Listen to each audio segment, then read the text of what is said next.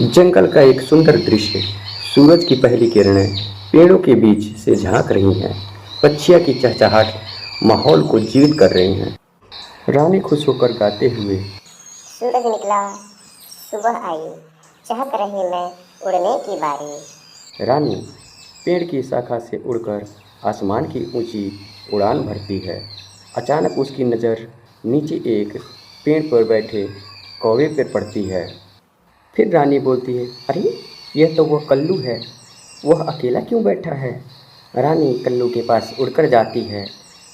रानी चंचल स्वर में, कल्लू भाई, क्या बात है, आज तुम इतने उदास क्यों हो? कल्लू, रानी मैं क्या करूं?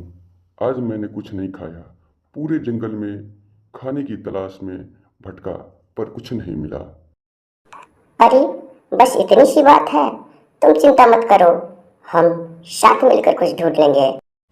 फिर कल्लू बोलता है, अरे भाई, मैं तो बहुत थक गया हूँ।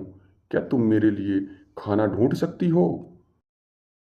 फिर रानी सोचते हुए, ठीक है, तुम यहीं रुको, मैं कुछ ढूंढ कर लाती हूँ। फिर रानी उड़कर जंगल में जाती है। रानी पेड़ पौधे और झाड़ियों के बीच उड़ती रही। उसे बड़े बड़े पेड़ के नीचे कुछ फल दिखाई दिए। फिर रानी बोलती है, अरे ये रहे मीठे फल, यह कालू भाई को जरूर पसंद आएंगे।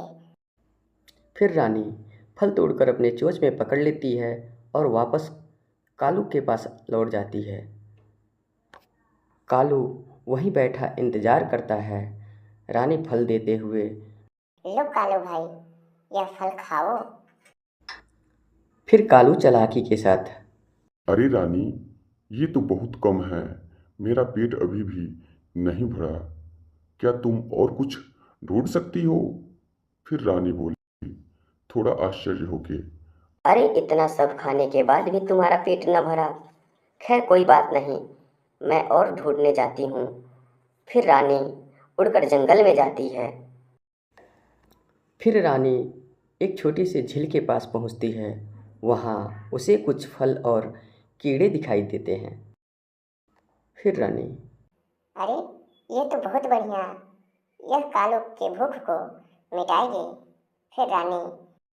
फिर रानी ढेर सारे फल और कीड़े एकत्रित करती है और कालू के पास लेके लौटती है।